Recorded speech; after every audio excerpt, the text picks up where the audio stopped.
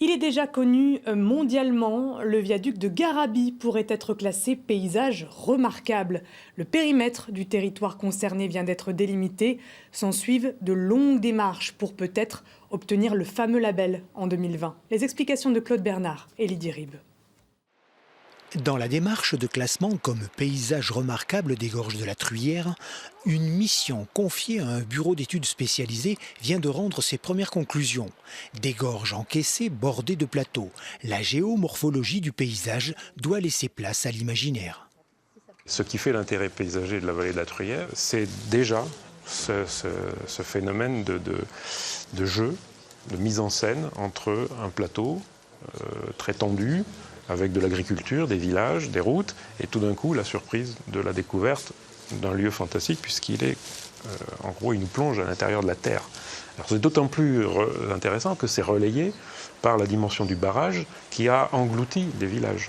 C'est par l'intermédiaire de la Direction régionale de l'environnement, de l'aménagement et du logement que l'État a proposé aux élus de Saint-Flour-Communauté d'être associés à la démarche de classement.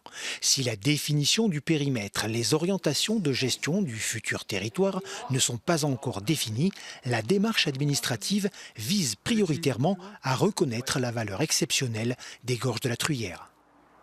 C'est les mentalités ou la conscience du territoire qui va changer un peu. Alors bien sûr, sur certains points, il y aura des démarches administratives qui seront logiques autour de projets de classement ou d'aménagement. Mais finalement, le plus important, c'est le changement dans les esprits ou le changement dans le regard.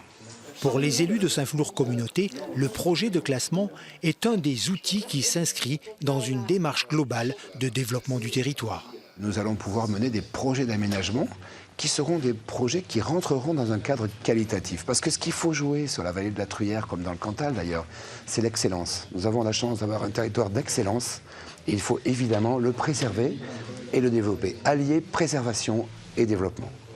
Le classement au titre de paysage remarquable est un passage obligé pour obtenir le label Grand Site de France. Certes, il faudra du temps pour obtenir ce dernier, mais certains élus de ce territoire y pensent déjà.